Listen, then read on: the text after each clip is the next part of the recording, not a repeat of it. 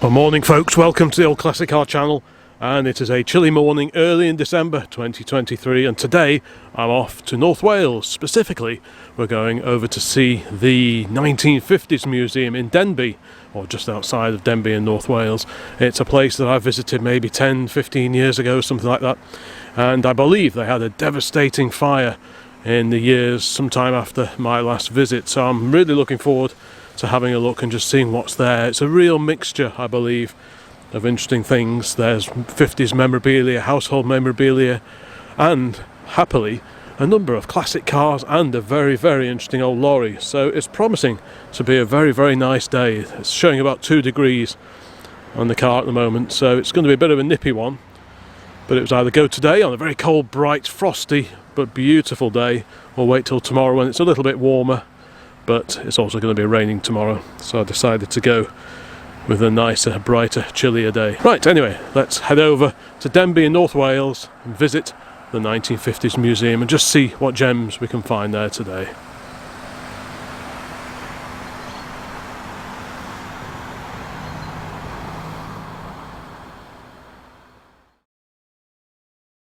Okay, it's a couple of hours later, but I think we have the right place.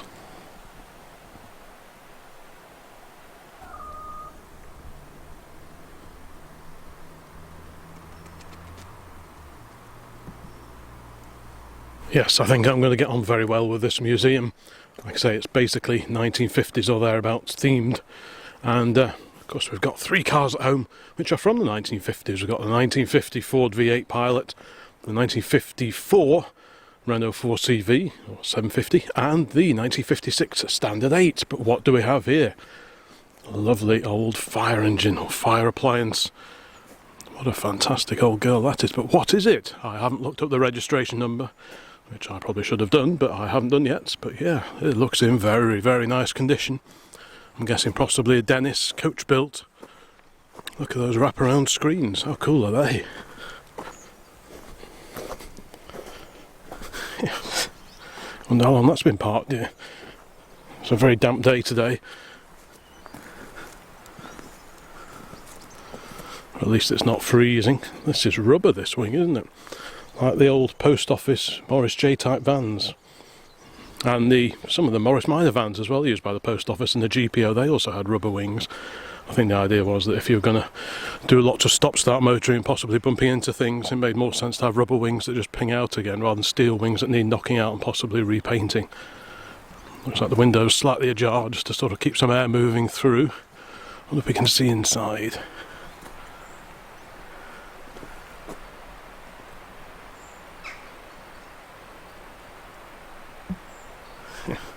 Yeah, what a great old girl that is. I'm not quite sure how many road vehicles there are at the 1950s museum, but I'm sure there'll be plenty to keep us occupied amongst all the other 1950s memorabilia. We've got a Coventry Climax fire pump here. Let's have a quick peek under here. An all aluminium engine. Coventry Climax engines will be used in various racing cars over the years. Let's have a look. I wonder when this one last ran. Looks like it probably would run with very little work.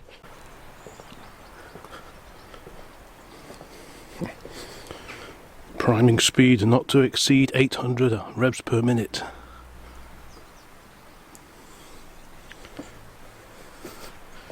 Right, let's go inside. I thought some of my cars over the years were rusty, but oof, I think this may well have been caught up in that fire that I mentioned a little bit earlier on. So what we're looking at here is that it's an early, either Wolseley 1500 or the Riley 1.5. You can tell it's an early one because it's got the smaller backlights. The later cars had the A40 taller, narrow lamps. So this is an early-ish example. Maybe the front will tell us. Let's have a look. Is the grille... Oh, it's the Riley 1.5, the sporty version. So this would have had the twin carburettor B series engine. But sadly, no more. Yes, this one looks like it's been on fire.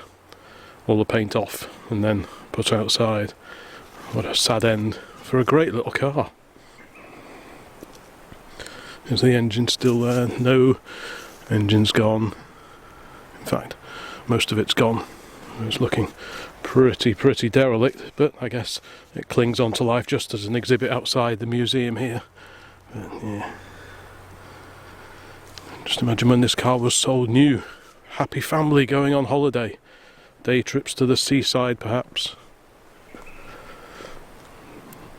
Maybe it was used for a bit of club motorsport. They did go very well, these twin carb O'Reilly 1.5, so maybe it was used for a bit of club motorsport, a bit of rallying of a weekend, then the work commute during the week.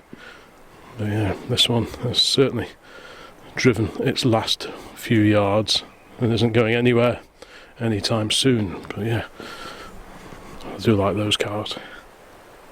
What do we have in front of the Riley? Just about see, is that an old rotavator, or I'm not quite sure. Some sort of agricultural implement with a big engine on it. We like things with engines on, but yeah, there's a bit of everything here, tucked away, slowly being enveloped by the undergrowth.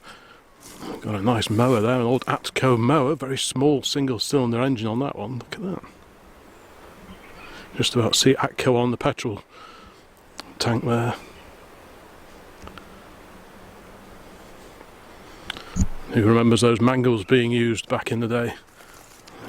Bit of everything.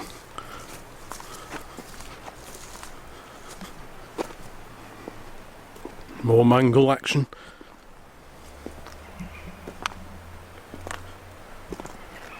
We even have some old bicycles over here. It's got a nice sort of informal feel to this place already. That blue one looks quite nice. I like the look of that one. It's got the old oil bath chain case on it to keep the muck off the chain. So that's a gent's bike with a high crossbar. There's a lady's bike through there with the dropped crossbars.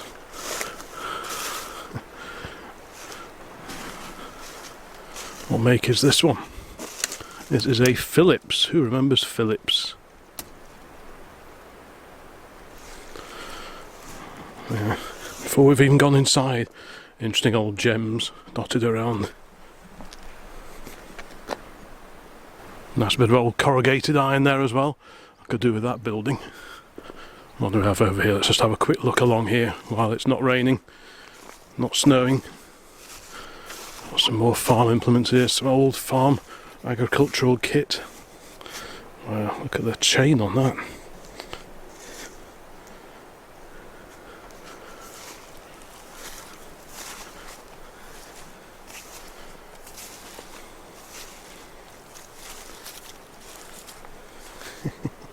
Right, now we will go in the building. This building was all rebuilt following the fire. I think apparently the place was pretty gutted from what I can tell. It's got some lovely old enamel signs outside here. And this is the cafe. Will's Gold Flake, the Western Gazette. More gems here just dotted around. Look at that Red X. Oh, I know someone who'd like that. Oh, Red X oil can there. And even a selection of vacuum cleaners. More signage. Oh, we like a bit of signage. Michelin tyres for agriculture. Players, please. Best of all, Smoke Woodbines. Turf Virginia cigarettes. And Spratt's Bonio dog food. Wow. Alright, we're inside, and oh, look at this here in the foyer. Even before you get as far as the reception desk over there, look at this. Who knows what this is? It's a taxi, but it's not a taxi as perhaps you remember them. This is a Beardmore. These were built in Glasgow, up in Scotland. And that's a rare survivor. Funny enough, I was going through some old negatives that I bought recently, some old black and white negatives, and there was a photo of a Beardmore in there. It's great to see this one. I haven't seen one of these for a little while. I think there was a later one down in the Dover Transport Museum that we saw a little while ago.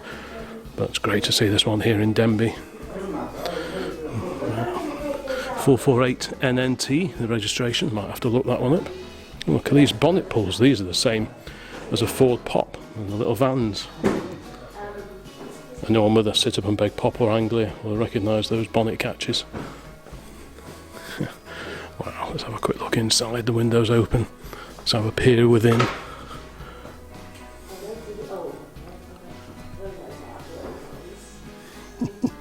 I wonder when this last took a fare-paying passenger. Many signs. Look at this old pram here as well. Like I said, this is 1950s museum, so everything is 1950s in theme. This pram was given to the Cowley Trust by Mr. and Mrs. David Jackson.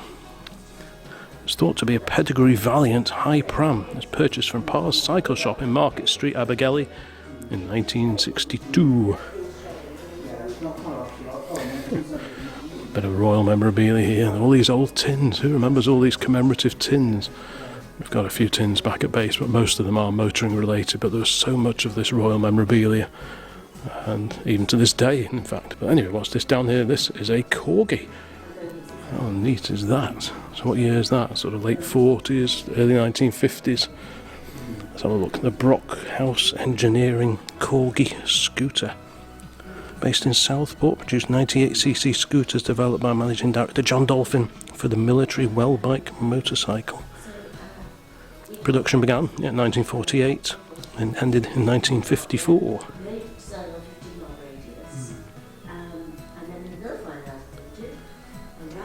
Isn't that a lovely little thing that is?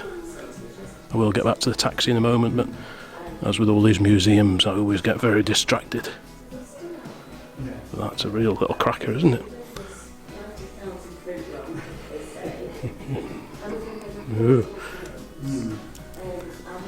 Free to use scales, Avery scales. Don't think I'll be weighing myself. A little cigarette machine there. Tuppence and sixpence.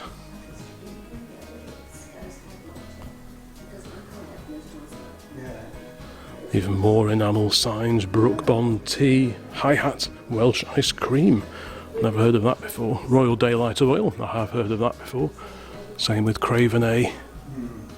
Esso Blue Paraffin.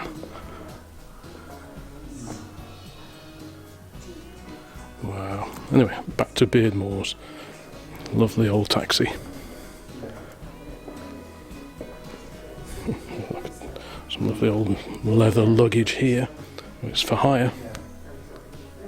Let's have a quick peer in here in this sumptuous rear compartment. Wow, we've got some lovely old advertising there. And that rear seat looks super comfy. Please do not sit in the cars, thank you. Yes. So what you have to watch is little metal studs. If you're wearing jeans, metal studs on the back of the pockets can wreak havoc with these old, slightly delicate leather and even vinyl interiors, so that makes perfect sense. Right, there we go. Scottish Engineering and Shipbuilding Company based in Glasgow. There we go. So let's have a look.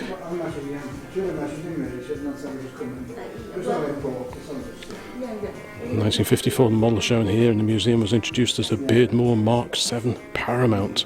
Coach-built aluminium panels over ash frame, constructed by traditional coach builders Windovers. I've heard of them. The engine was initially sourced from a Mark I Ford Consul, then a Mark II Consul, and finally a Ford Zephyr. A Perkins diesel option was offered in 1956, and production of this model ended in 1966 with just over 650 vehicles built. Wow. This one made a fleeting appearance in the movie The Spy Who Came In From the Cold. They appeared in the spy spoof Casino Royale, driven by Bernard Cribbins. Yeah, that's a really cool old Survivor, that is. You don't see these hardly anywhere now. It's not surprising with so few built. Most of them would have been run into the ground, and few people were saving old taxis in the 1960s. But somehow this one has survived.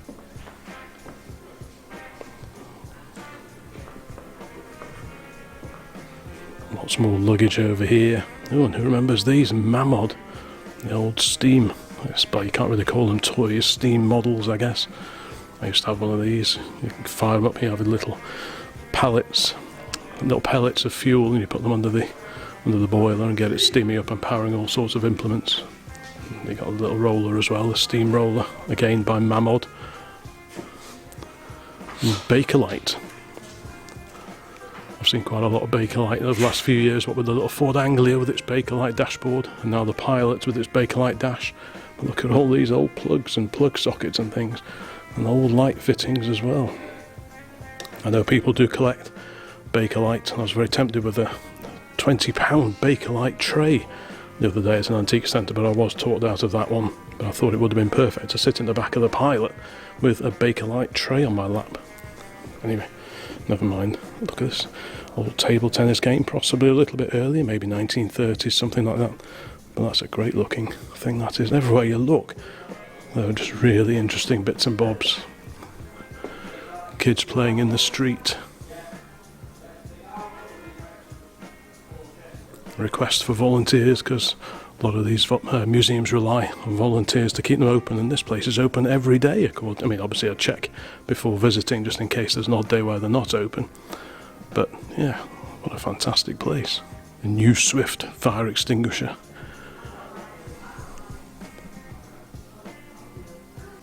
Alright, let's have a look through here then.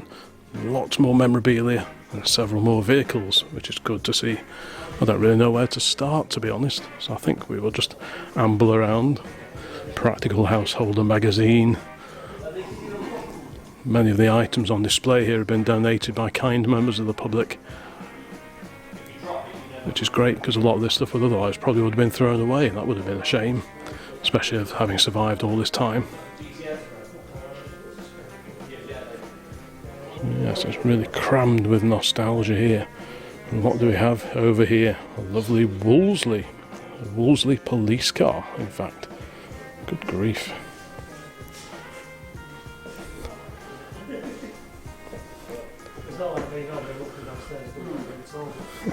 There's also a Wolseley 444, I suspect. Got a handbook for a Wolseley 450 here. I don't think this is a 450 though. Either a 444 or maybe the larger 690. It's a bit hard to tell from this angle.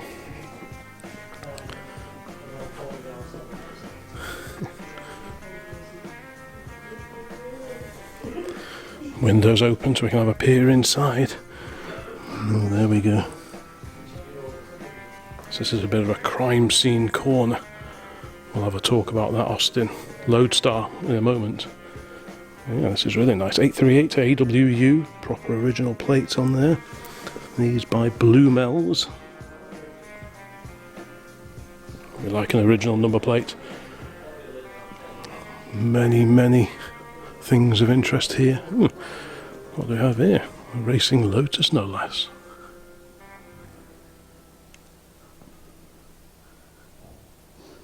Ruth Ellis.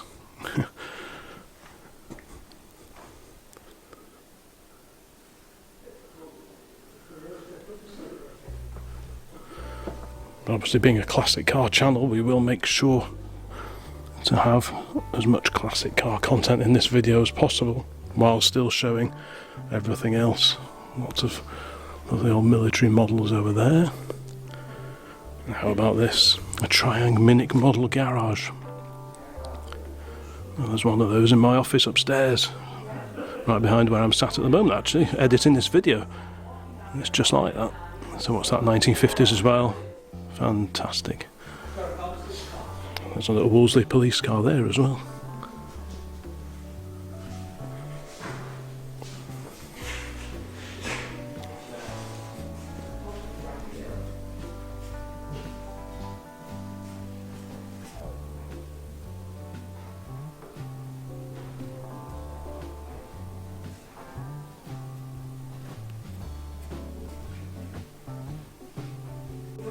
Let's have a look at this Mark 1 Ford Fiesta over here.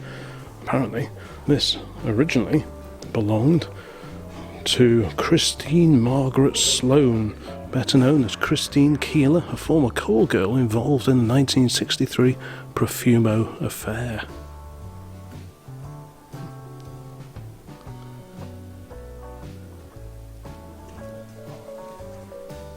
So in the early 1980s, this was her actual car. So there's a bit of her backstory.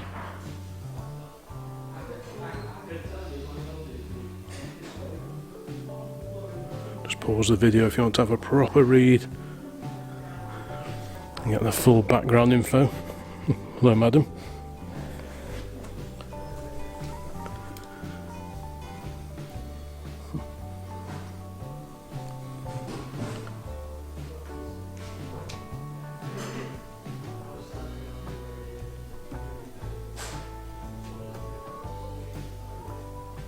Now here's possibly the most famous vehicle in the entire collection here at the 1950s museum. What appears to be the cab of just another Austin Loadstar.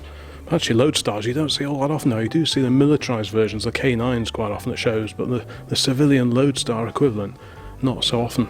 But this one has got a very special past and was almost lost in that fire several years ago here. And that would have been such a tragedy had it gone altogether. Let's have a quick look at the information here. There's some of the films that these Loadstars did appear in, but this Loadstar was used on the night of the Great Train Robbery to carry 2.6 tons of banknotes from Bridigo Bridge to the hideout at Leatherslade Farm. Wow, so this is the actual truck that they used. Wow.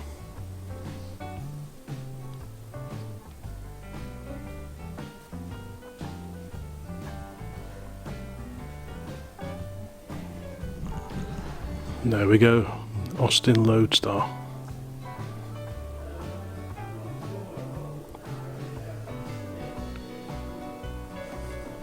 And there is the cab off the vehicle itself. I know the old Austin got caught up in the fire, and I think the truck itself has been recabbed with another cab, but this is the original cab as used in the Great Train Robbery. How incredible is that? Let's have a quick look at some more of the history about this thing. So it turned up in a scrapyard in Yorkshire.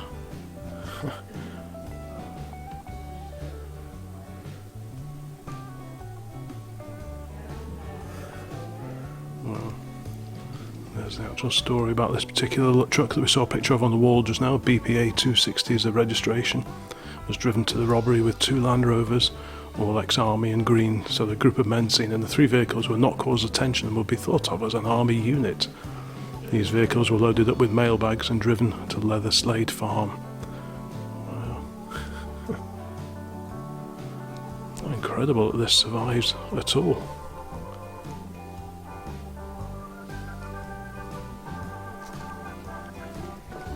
Clearly it's seen a bit of a life, as most old lorries do. But yeah, isn't it fantastic that this is still here? Let's see if I can stand back over here and get a proper view of it. A very historic old Austin.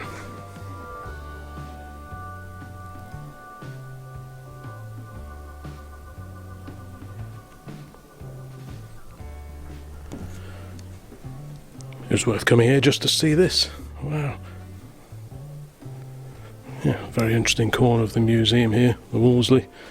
The Christine Keeler Fiesta and the cab from the original Austin Loadstar used in the Great Train Robbery. Wow.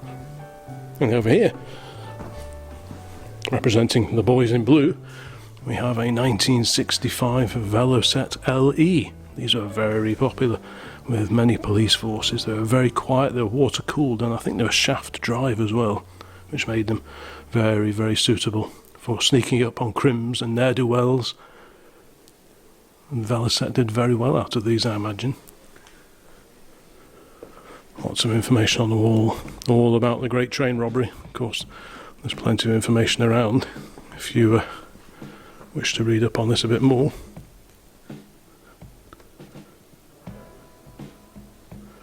It's a very, very famous crime, this is.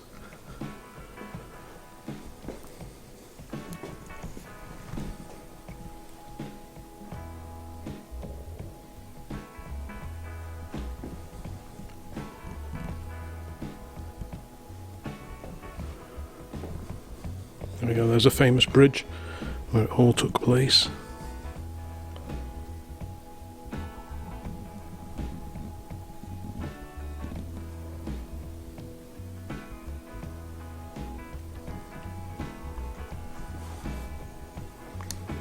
Lovely little standard based van there. The pennant front end, very similar to the standard 10.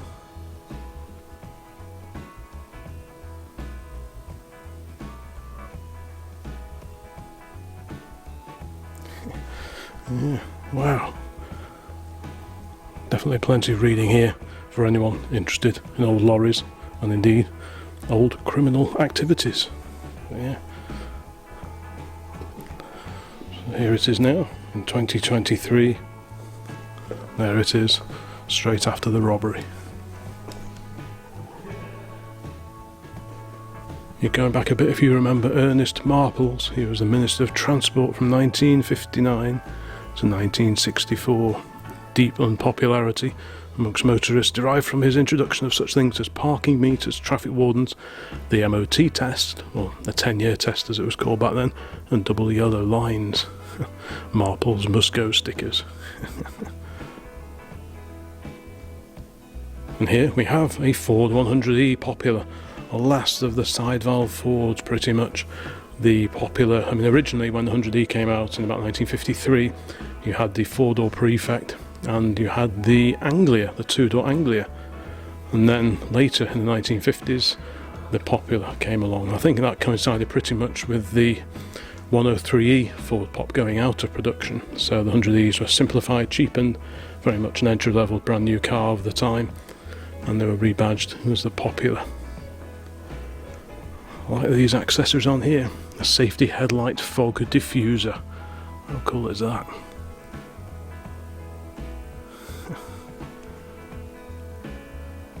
Some nice badges as well. Butlins Car Club Wales and the Automobile Association. A few more goodies on the bonnet here as well. Bit of everything.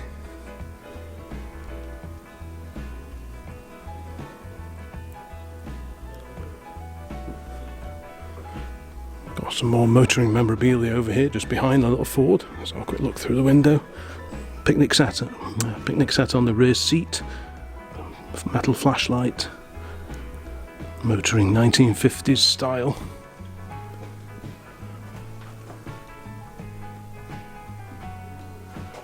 He remembers putting these heaters, hanging one of these. I mean, you could get them for your greenhouses, but you could also hang these underneath your bonnet to keep the frost at bay, especially this time of year. And before everyone started using antifreeze, quite often you would put a little sump heater underneath the engine on the floor, just to keep the temperatures up and stop things freezing. Or you could get some with these little hooks on the top and you'd actually hang them under the bonnet of your car. So yeah, I'm sure several of you watching this remember those years. More train robbery information here. And some motoring memorabilia. Ooh, we like this bit. Lucas original equipment.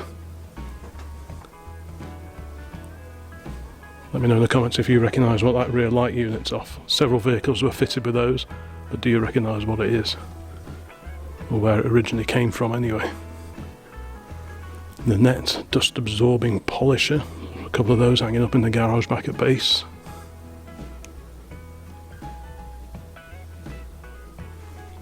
Old metal L plates. Used to tie them on with a bit of string, tie it to your front bumper and the rear bumper.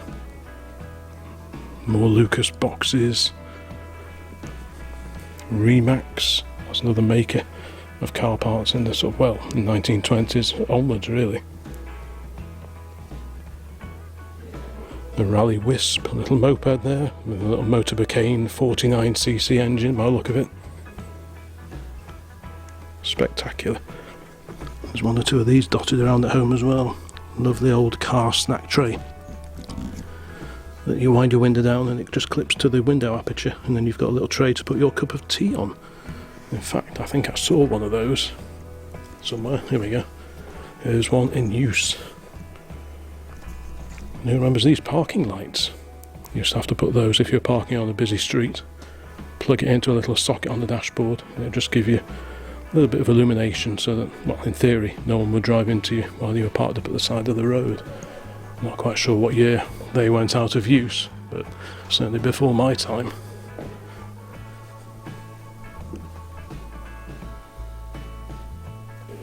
I'm sure you will have noticed what's parked over here.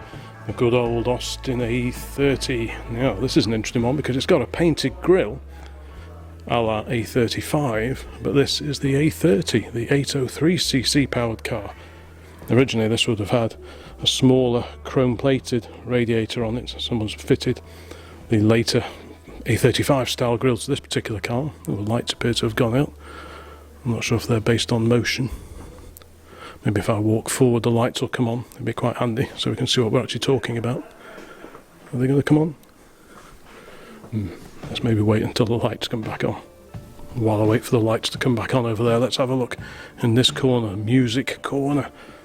Many albums, LPs and singles. The old 45s, 45 RPM they used to play at. Or you get the LPs, the albums, which ran at 33 1/3 if I remember right. Of course before that it was the 78s, but here we are in the 1950s. So let's get with it. In fact, we've even got a bit of a slice of 1970s here with the old 8-track cartridges. Who have we got? The HARLEY'S, Benny King, Donovan, Status Quo, Sonny and Cher, Neil Sedaka, John Lennon and Yoko Ono.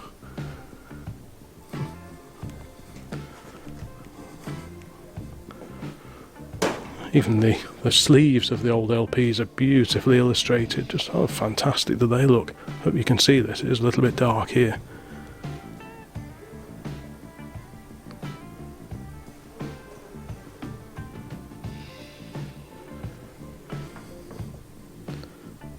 All the old record players. You got the wind-up ones here. I remember those. HMV, His Master's Voice, etc. I wonder if we've got a dance set somewhere. That one's by Marconi.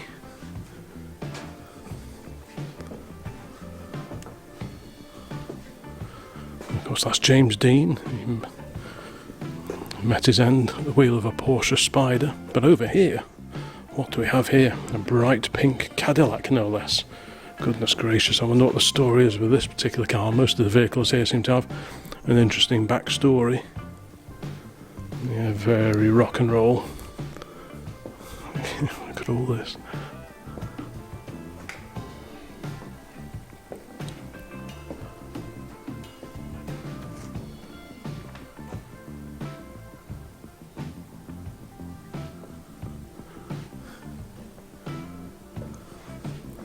So what year Caddy we're looking at here then? I'm the first to admit I'm not too well up on American cars. So I've got the slightly truncated fins, so I'm guessing what, 60, 61, 62, somewhere around there. Not much later than that, I wouldn't have thought. DUJ 73B, oh, there you go. So that's 1964, so I wasn't too far out. What an incredible looking car that is.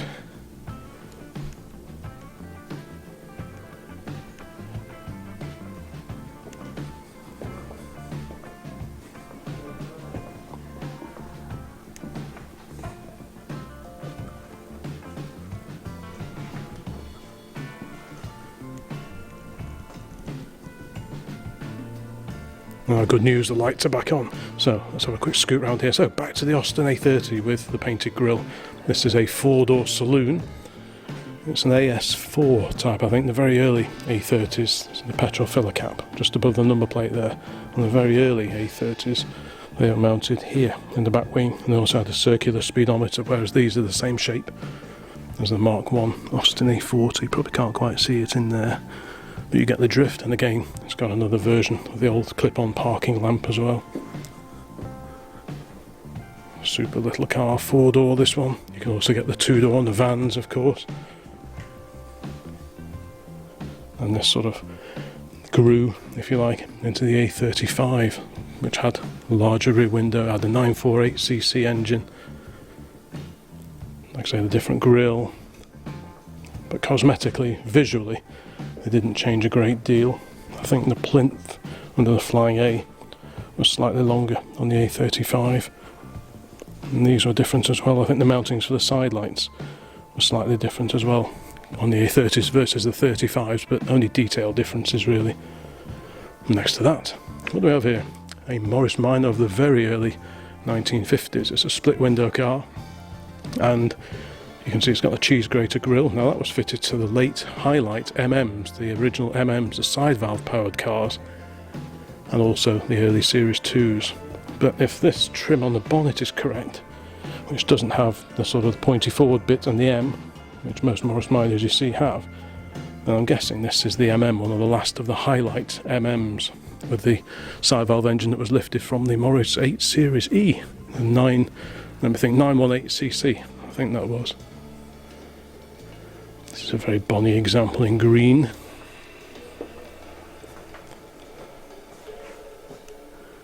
Lovely, I love the dashboards on these earlier Minors.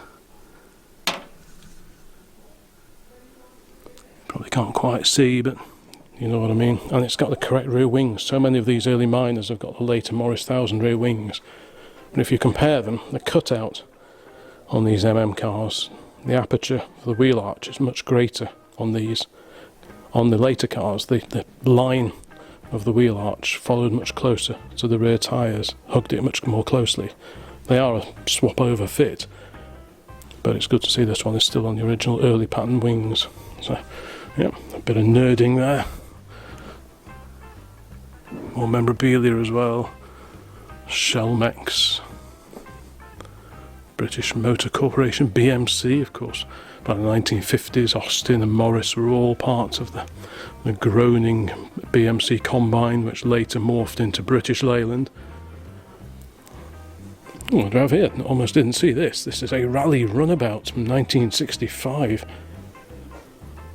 Some of my earliest exposure to internal combustion was with rally runabouts like this. Dad had a pair of these in the 1970s. We used to go bombing around the local fields on it. He'd be riding it, I'd be sat on the petrol tank over the back wheel until I was big enough to ride it myself. Then I would drive it around, or ride it around rather. Again, 49cc motor Mk1 engine, pedal start. You have to pedal like crazy to get it to go. And then off you go, complete with period hooter in this case. Yes, that's a real blast from the past for me, and I wouldn't rule out getting another one day. Mrs. OCC used to run an Austin A30 very similar to this. Hers was a two-door in black, but she ran that as her daily car for a number of years. I encouraged her to buy that. I'm not quite sure when that was, but I remember that would be about 1996, 97, somewhere around about there. Eventually I put it up for sale because she wasn't using it very much, and it ended up going off to Atlanta in America. Another person who bought it off me, she watches and follows the website and the Facebook and I think the YouTube channel as well. So she had it for a little while and then sold it on. I'm not quite sure where it is now, so if anyone knows where that little A30 is now, last heard of in Atlanta, Georgia, please let me know in the comments because I'd love to know where it is now. Last time I saw a photo of it, it was on its side because someone had fixed up the brakes on it and they failed within a few days of the work being done. And it ended up going up a little bank and tipped over on its side. They were very prone to tipping over the A30s and the A35s, so it wasn't unknown for them to tip over with not all that much provocation. But as far as I know, the car survived, and hopefully it's still being driven around in sunny America somewhere. Let's hope so anyway. Facing the A30 and the little Morris Minor, we've got a recreation of an old sweet shop.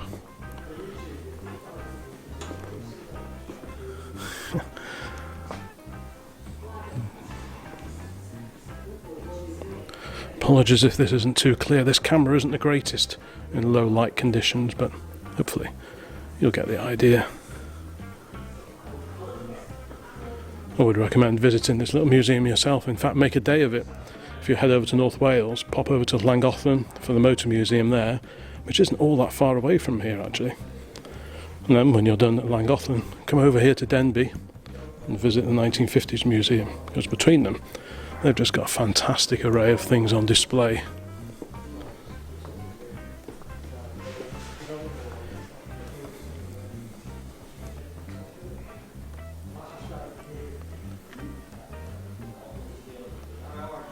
We'll have a look upstairs in a moment, but what do we have through here? Past the A30 and the little Morris Minor MM. Look at this, Lumax automobile bulbs. That's interesting, because many years ago I came driving over here one day just for a drive out, and I found an old garage, and in the office they had one of these Lumax automobile bulb dispensers, and I tried to buy it off the owner of the garage, but for whatever reason it didn't happen. I'm wondering if this is it. It could well be this exact same display unit. So all the bulbs would have been stacked up in there, as you can see, and they would have been bought from in there. What a beautiful thing that is.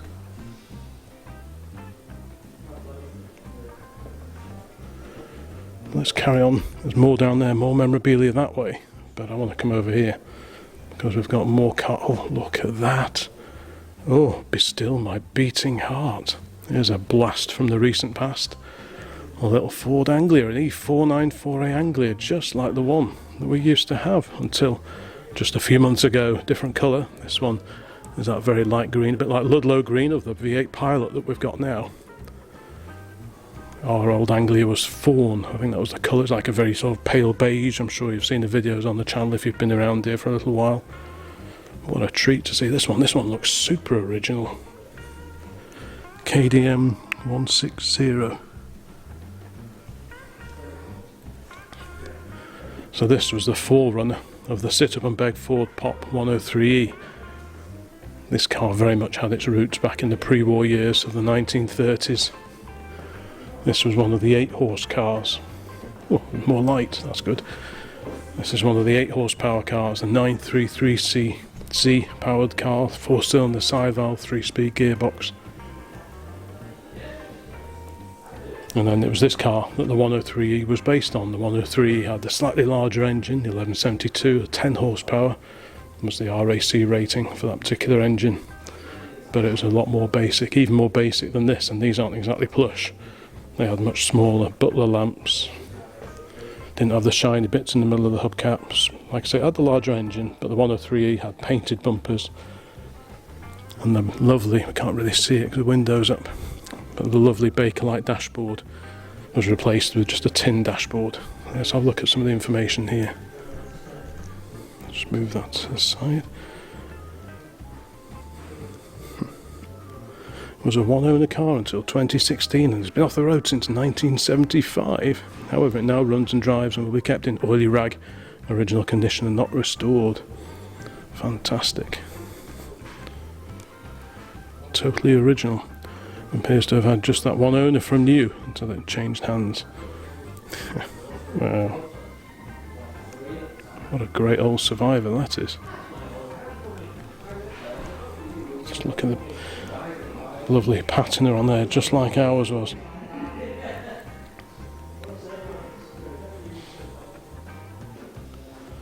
What a great old survivor that is. It just looks perfect in this museum here. What a fantastic addition. That is just a real treat. I'm so pleased to see that here today in Denbigh. And behind it, another classic car of the 1950s. This is the mid-1950s Morris Cowley. I think this is a Series 2. I know there were 2 versions of these. The replacement had a much more pronounced sort of moulding, if you like, on the front on the bonnet there. I'm guessing this is about 1955 or thereabouts. There was the Oxford and the Cowley. The Cowley was the more basic of the two. Both powered with the BMC, the B series engine, as far as I remember, probably at 1500cc, I would have thought at the time. Yeah, again, this one looks super original as well. What a cracker.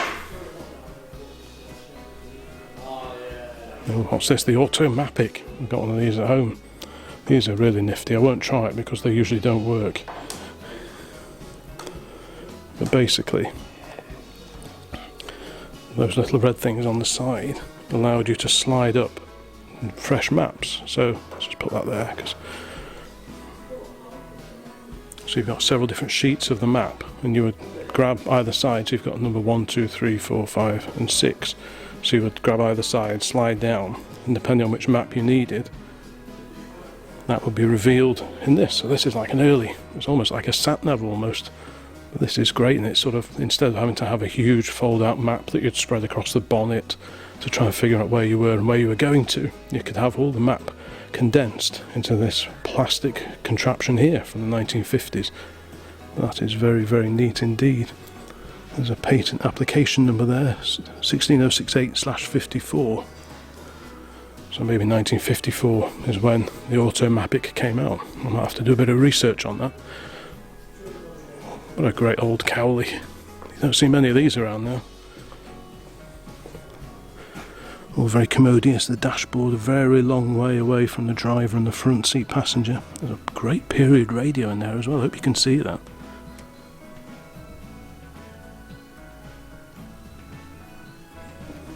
Bench seat, of course. Column change.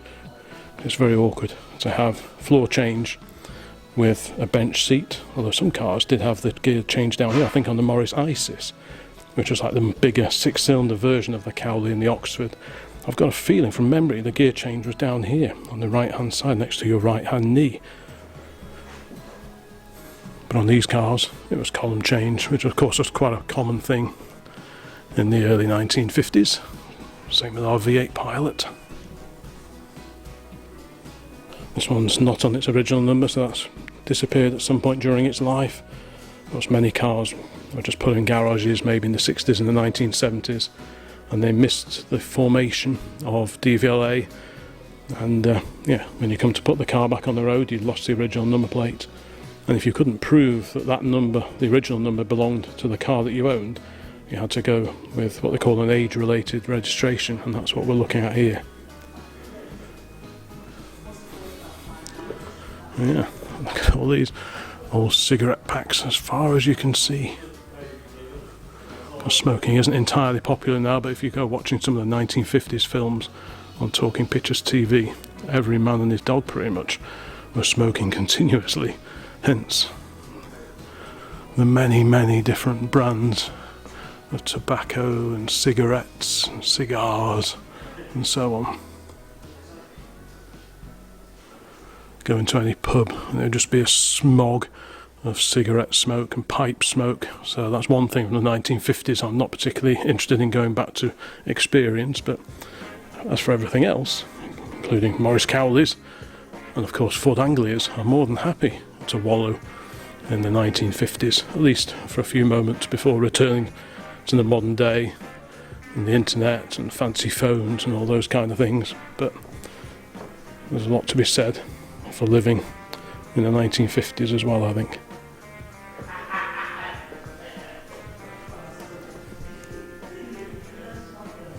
There's no motorways in those days. A bit more, there's that information again.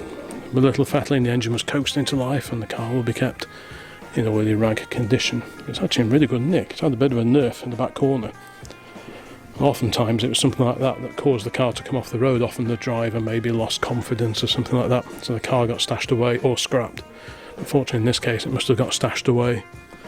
It actually looks to be in pretty good nick. The sills are good. Even the bottom of the wings don't look too bad, they often rot out. Look at all these.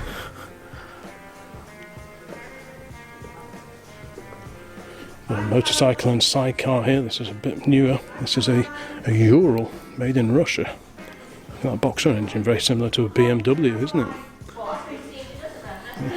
That's a bit newer than the 1950s, so we'll carry on around here and just admire once again that wonderful little Ford Anglia.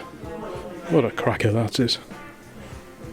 Let me know in the comments if you've been to this museum, or indeed if you plan to come here, because that's what I hope with doing these videos at various motoring museums and historic museums like this, is it just helps just a little bit to raise the profile a little bit, perhaps with people who visit this kind of area but don't know about some of these museums. I know in the comments for the Llangollen Motor Museum, quite a few people said they were going to visit as a result of watching the video, so hopefully that'll be the case with this. And like I said before, maybe try and combine a visit to both museums of a day here in North Wales, because it's a spectacular location around here. The hills and the mountains are just stunning, especially when you get the nice weather. And if you combine it with a visit to these two museums, you could have a very, very pleasant day indeed.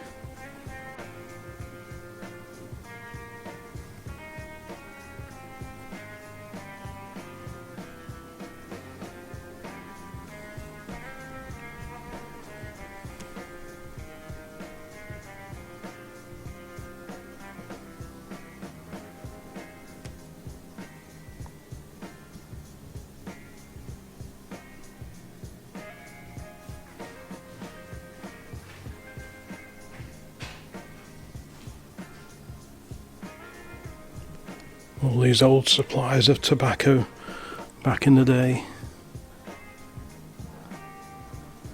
Pipe smoking, of course, was a big deal right into the 1950s and only really started to go out of mass favour probably in the 1970s, sometime around about then.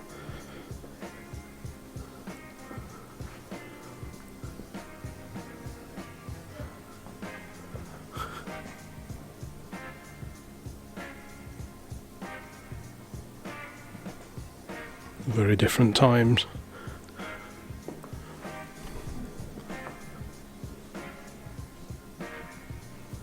Here, another recreated shop display.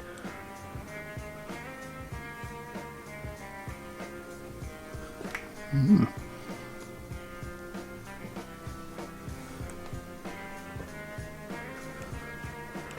a video like this I can't show every last thing, it's really just to give a flavour of what you'll find here.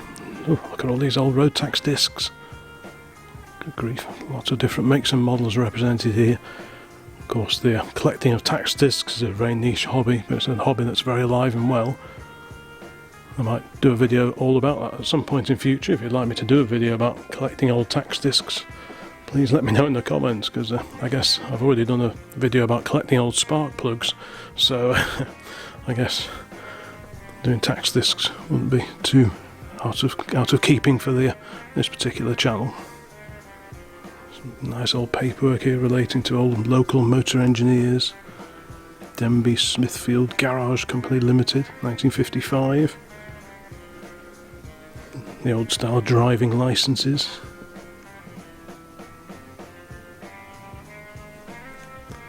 Smog, 1952, that was the year that our Anglia was made, just 2 years after the V8 Pilot was built. Yeah, that was a big deal down in London in 1952. Got lots of early AA badges here. Apologies for any reflections. And in this corner of the building we have lots of home entertainment things, radios, the old wirelesses, of course, portable radios, the bigger wireless that you'd perhaps listen to the home service on back in the post-war years. Wow. Of course, that's beautiful Bakelite as well. Identical to the Bakelite in the Anglia that we were looking at a moment ago. Prefects, the Pilot, of course, they all had wonderful Bakelite dashboards.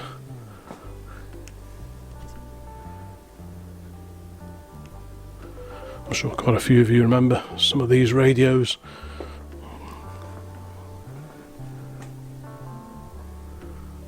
I've still got Mum's old Bush radio just like that. Oh, I'll do a look at that.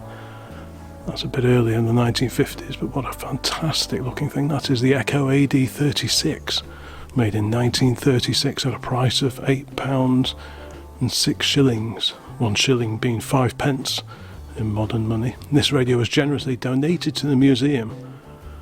Wow, what a cracker.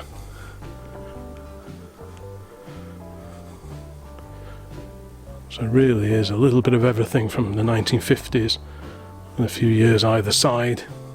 Look at this TV, what an iconic design of television. The Bush TV-22, first introduced in June 1950. So that was pretty much the same month and year as our old Pilot at home, and again, beautiful Bakelite, the wood effect, plastic Bakelite. What an iconic machine that is, or set rather, that is absolutely fantastic. I just love the styling, so futuristic I think.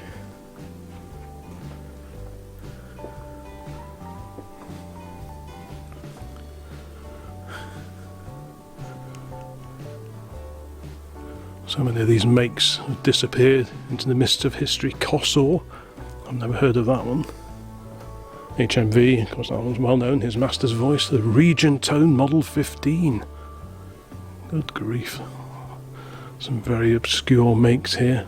A Tesla, presumably nothing to do with Elon Musk and his electric car activities, but yeah, fantastic. And a GEC 2-band super het mechanical push button with preset tuning. Right, gone. Bit of work in progress over the other side there. An HMV 1507.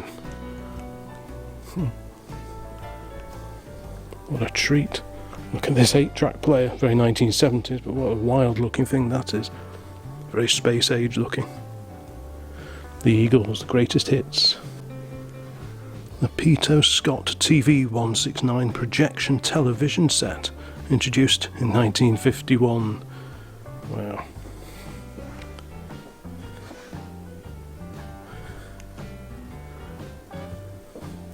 I'm old enough to remember TVs that you had to wait while the valves warmed up. I remember those in the early 1970s. There's so much here. There's way more than I think was here when I came pre-fire years and years ago. Typewriters, who remembers those? The Imperial, the Remington,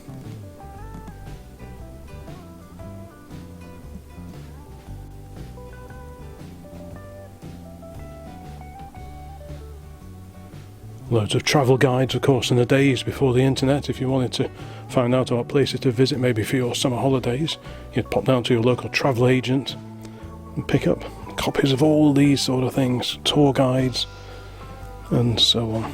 Absolutely fantastic. The Road and Motorway Atlas of Great Britain.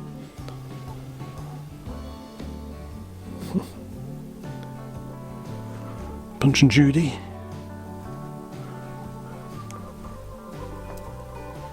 I think this collage of photograph goes back to the earlier years of this particular museum. Mighty Cadillac. Mercedes, one of the Ponton series Mercedes as they were called. The Ford Anglia E494A, a police car version. Got an Austin hearse.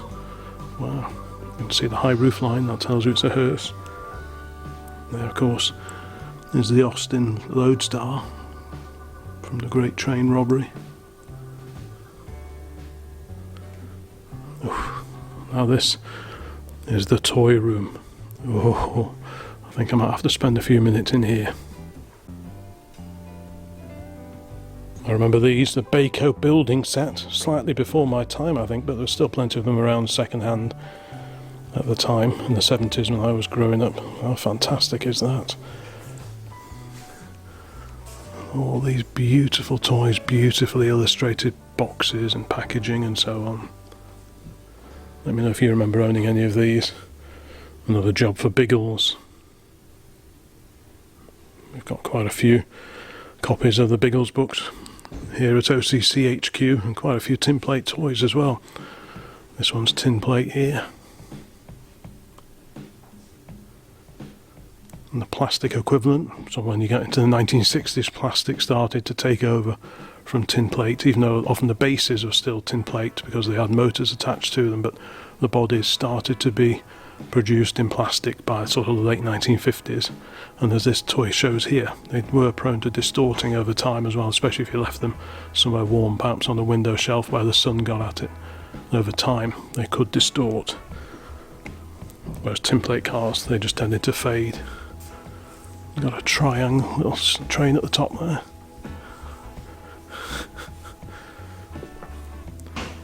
Well, remember this kind of thing, Chad Valley. Yeah, they produced all manner of toys, wind-up toys, and so on.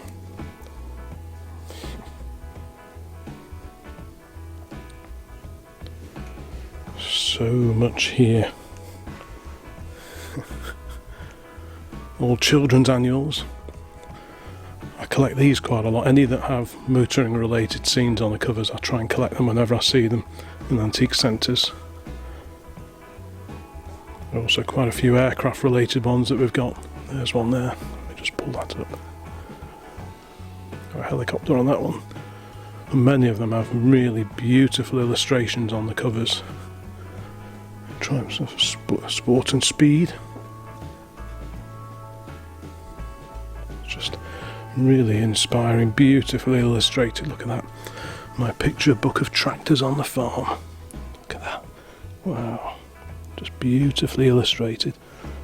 Oftentimes with these old books, actually the cover is sometimes the nicest thing about them. Sometimes they can be a little bit plain inside, but the covers were often fantastic, really, really eye-catching. Another triangle lorry there, complete with its original load of milk churns, which is quite unusual. They often disappear, go walkies. Little tin plate railway set there.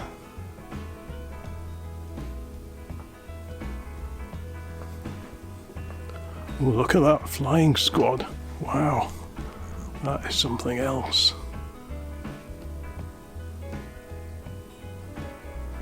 Blow football. Of course, again, in the days before home computers, games consoles, and all that kind of thing, you would fill up your time playing board games, learning to play the piano perhaps. Oh, look at that. Wow. But what I really wanted to look at was this garage. What a fantastic thing this is. Some of these were sold commercially and others were just built by enterprising DIYers at home, maybe for their sons or grandsons. How fantastic is that? What a great way to display a collection of old dinky toys.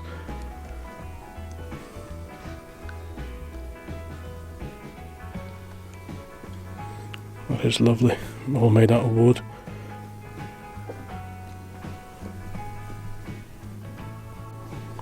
Please do not allow children to play with toys. Doesn't say anything about grown-ups though. Right, so let's carry on down here. Some old style electric heaters. Again, all reminders of what life used to be like in the 50s and into the 1960s. Comic books, of course, they were all the rage as well.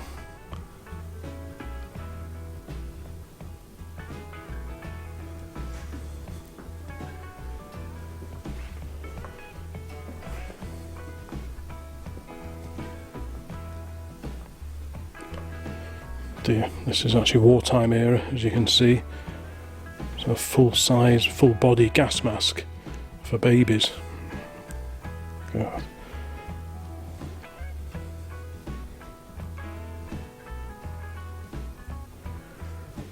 Right. Metoy Super Type. We've got a cafe here.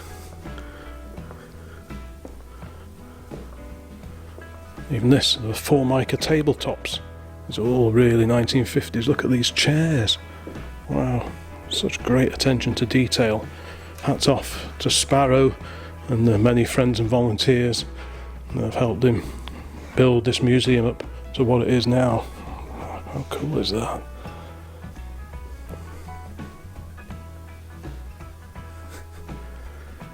It's just incredible. And we've got a jukebox in the corner here, the Rockola.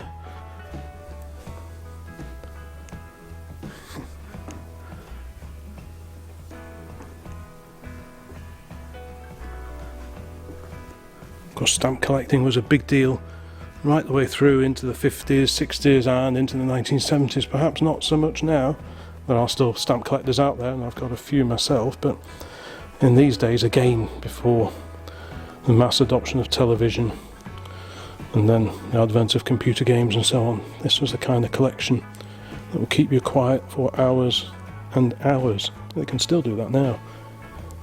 It's one of those hobbies that the more you get into it, the more you realise you don't actually know at all. So,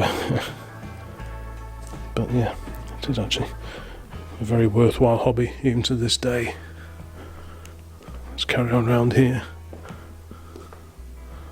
Lots of kitchen ephemera. Look at this, Dixon of Dock Green.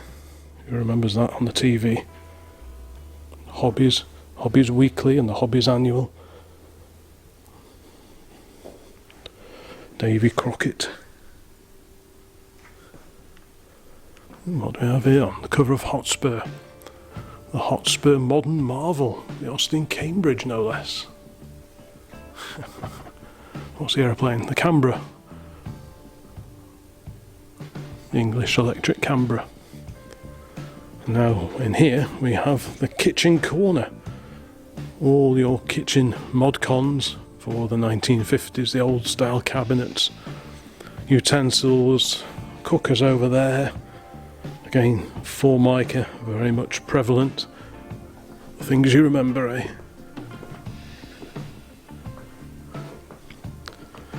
Now, camera corner. How many people watching this video started out with cameras and one of these, a box brownie?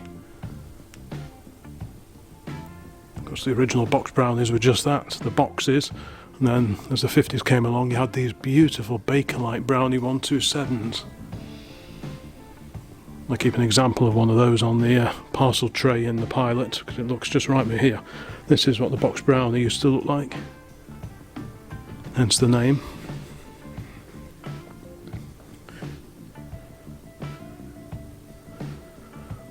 Home cine cameras.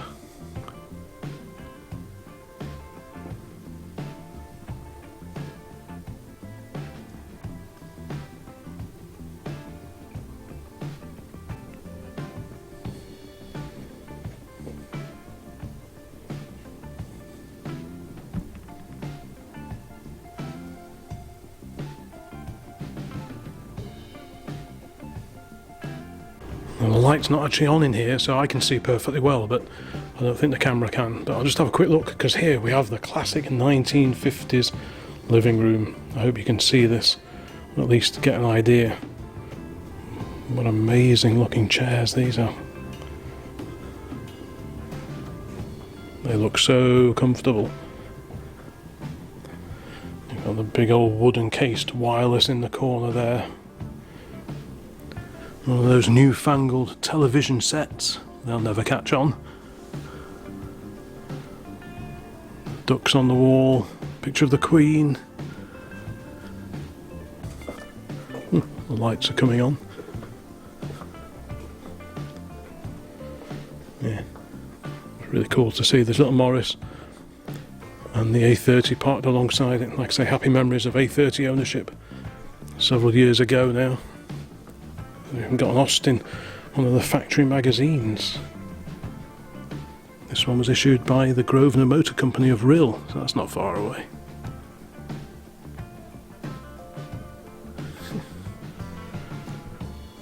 Wow. I'll tell you what, let's go and have a look at these stairs, see what we can find up here. Jodrell Bank. That's not too far from us. The old Lovell telescope in the Cheshire countryside at Jodrell Bank, hence the name. Jodrell Bank, of course, was originally opened in the early 1950s as well. That was about 1952, I think. Oh, there's even more up here.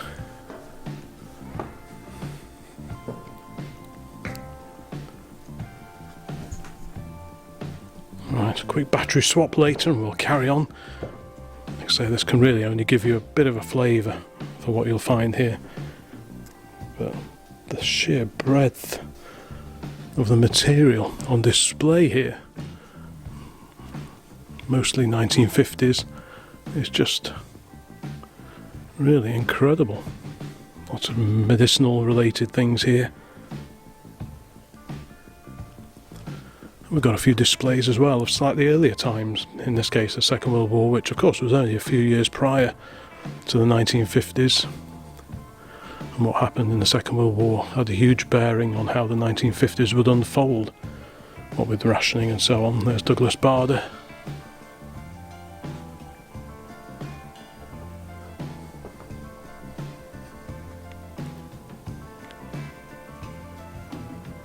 These old headlamp masks, of course, during a blackout, you fit those to your car. The idea being that bombers, Luftwaffe bombers flying overhead, wouldn't see so much of the light emitted by the car's headlights. That was the idea.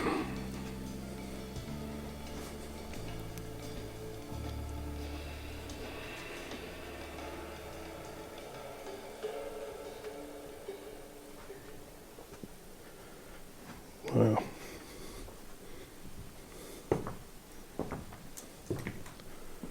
Visiting places like this should be part of the school curriculum, in my view.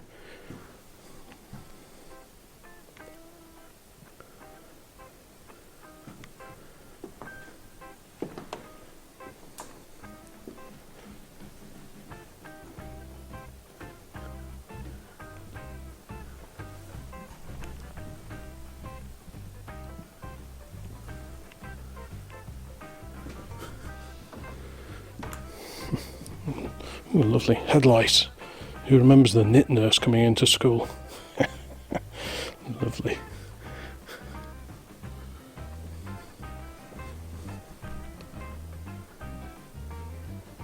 We're in the hairdresser's stroke barber shop area here.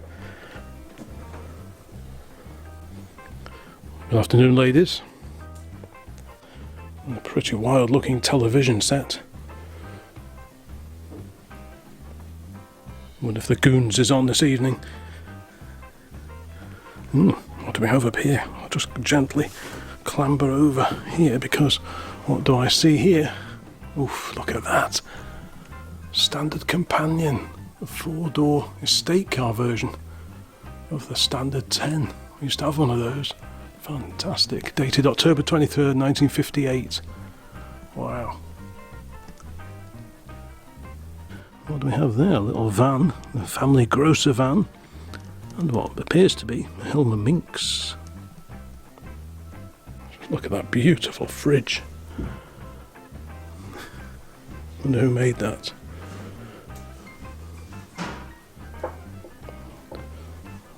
Thought maybe there'd be some bottles of ginger beer in there, perhaps.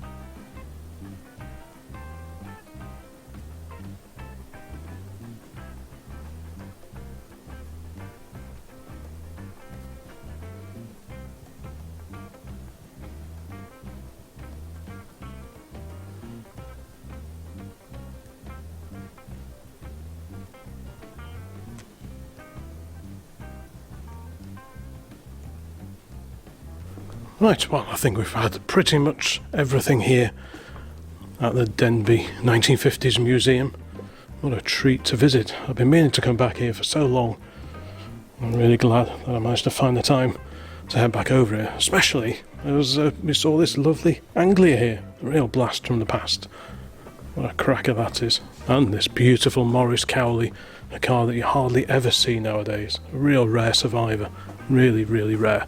So anyway, well, thank you very much for watching this video. I really recommend you pop along to this cracking little museum. Like I say, maybe make a day of it. Go to Llangollen and come here, and then, or vice versa, whichever way around suits you best. But yeah, it's been a real treat to look at all the memorabilia and indeed the fantastic cars that are on display here amongst all this 1950s memorabilia here in Denbigh. What a cracking place. Anyway, thanks so much for watching. Please check out the rest of the channel while you're here. There are loads of museum visits and such like on here now. Let me know in the comments what you think of this fantastic place. Make sure you get down here if you find yourself in North Wales, and there'll be many, many more videos along very, very soon. So bye for now.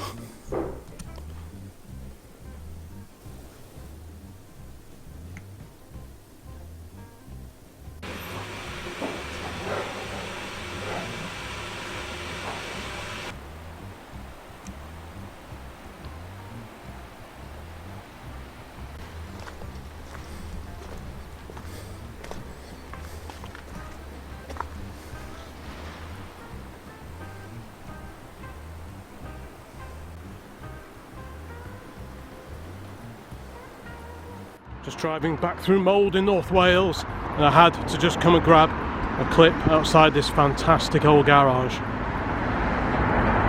Sadly my youthful assistant isn't with me today, but he has been here before 2 or 3 years ago, and we did pay a visit and take a few photos. But yeah, we just had to come and have another quick look at this fantastic old surviving garage. Quite a few old petrol pumps here as well. We'll just walk on the pavement here. We can see it's a real time warp, this place.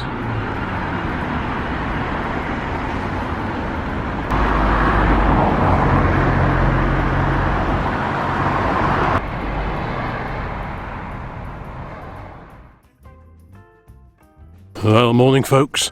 It was icy yesterday, but today it's a very different matter.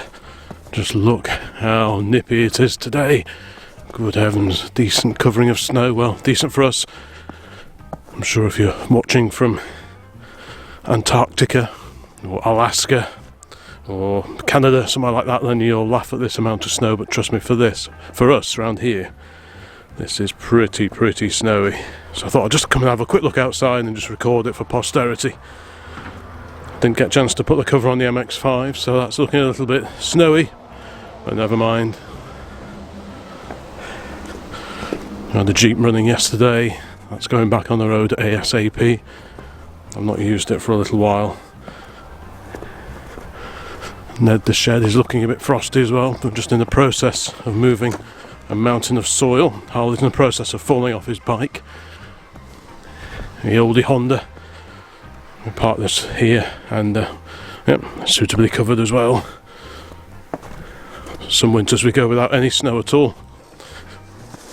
So I guess it's a bit of a novelty to see a bit of the white stuff here. And here's the Fergie. Of course, we moved it just a week or so back. Need to decide what to do with this a little bit. I'm not quite sure whether to keep it or let it go, because we don't really use it, although it does look nice being parked outside. So yeah, what should we do? Maybe try advertising it and see maybe if someone wants it, and if they don't, well, it can stay. I think it's from 1947, this one. It's a petrol.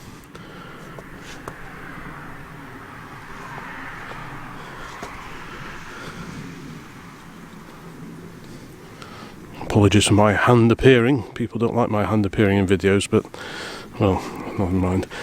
Yeah. We will get this fired up again very soon, hopefully. Just depends on the weather a little bit.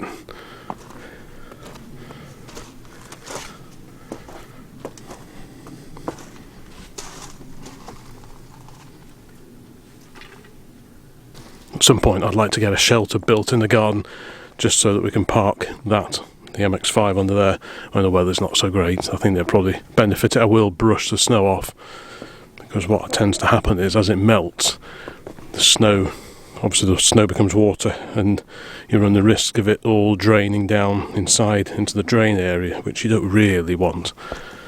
So I will brush that off with a soft brush a little bit later on, so it just doesn't melt into all the seams.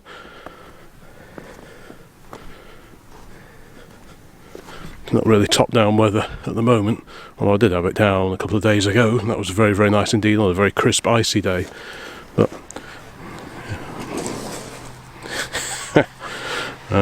that'll teach you. Yeah. Don't you go falling into any cars. If you're going to fall off, make sure you don't hit anything metal.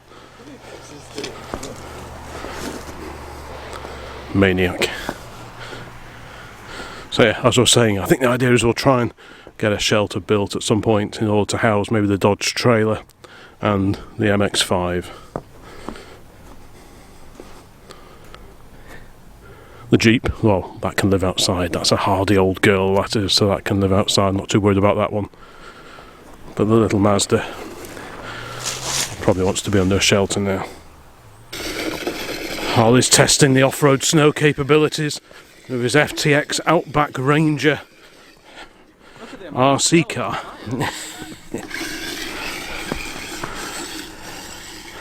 Is this the first time you've had it in the snow? Probably not. No? Probably done it before, but not recently, obviously.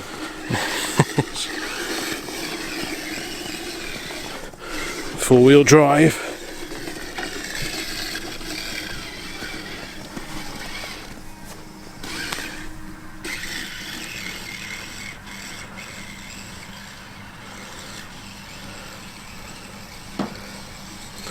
Bit of fun in the snow.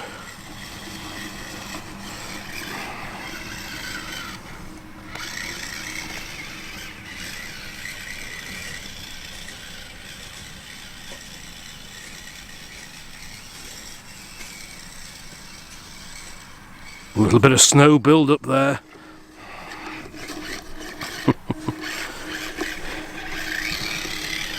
Another one to brush down, I think.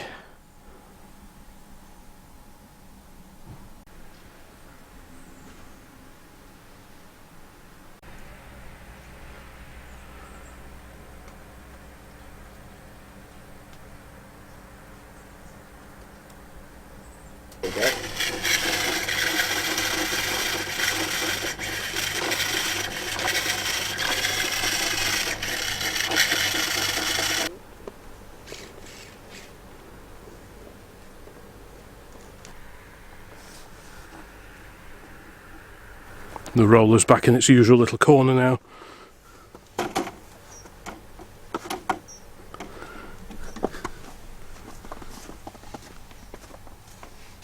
Harley did a couple of videos all about the FTX Outback Ranger for his channel a little while ago, so you'll see. A long while ago. Well, it was a few years ago now, wasn't it? Yeah.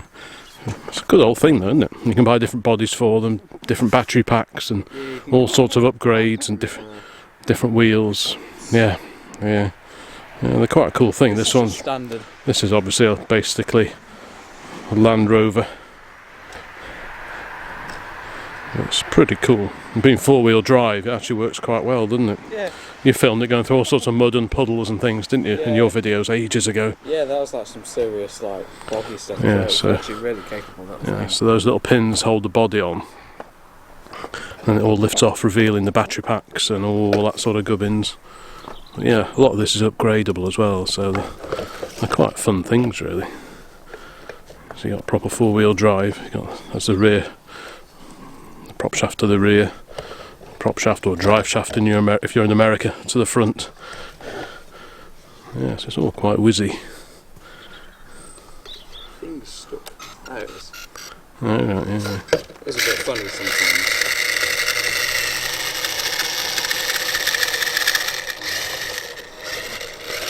I recommend getting the upgraded batteries because it does get through the battery fairly quickly, doesn't it? I think it's got a bit upgraded battery on it at the moment. Yeah, so no, this is actually the stock battery. Is it? Right. So we've got two batteries for it at the moment, haven't we? This is the one that came with it. Right. So yeah, it's always a good idea to have a spare battery. Then you've always got one charged up and usable while the other one's recharging. So, but yeah, it's a good fun thing.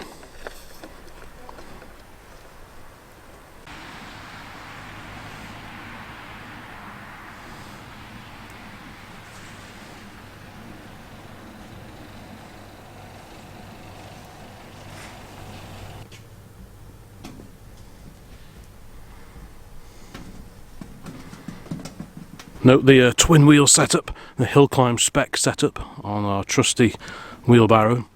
It originally came with a little pump up pneumatic tyre and wheel, and that lasted about 5 minutes once we'd loaded it up. So I found these old pram wheels from somewhere in the garage and joined together. They just fitted perfectly. And that must have been at least 10 years ago, 15 years ago, something like that. I think this wheelbarrow was actually a Christmas present to Mrs. OCC, which I'm sure she was delighted about. But yeah, the pneumatic tyre didn't last 5 minutes at all, it was hopeless, so we've gone full hill climb spec with a twin wheel setup now.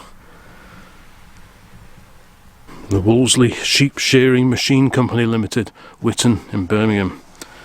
That's the same Wolseley company that went on to produce the motor cars, of course. But in the olden days, this is the kind of thing they produced. I'm not quite sure when this dates to. I think that we can't quite see it, but on this plaque here it says the WD2 engine.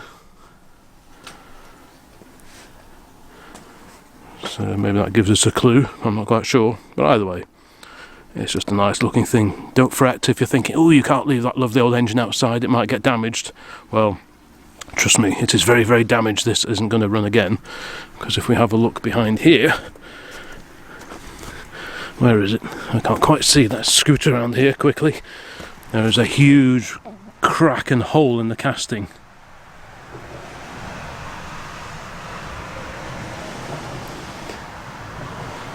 So without significant structural repair, this ain't going to run again anyway, so it's just a bit of yard art. But it's just a lovely looking thing. I might persuade Harley to give it a lick of paint sometime, but other than that, it's not going to come to too much harm now. I think we'll go back indoors, have a brew and thaw out a little bit.